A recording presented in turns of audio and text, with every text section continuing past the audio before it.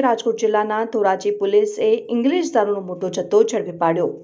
Post office ચોક વિસ્તારમાં આવેલ રહેણાંક મકાનમાંથી ઝડપી પાડ્યો ઇંગ્લિશ દારૂનો જથ્થો।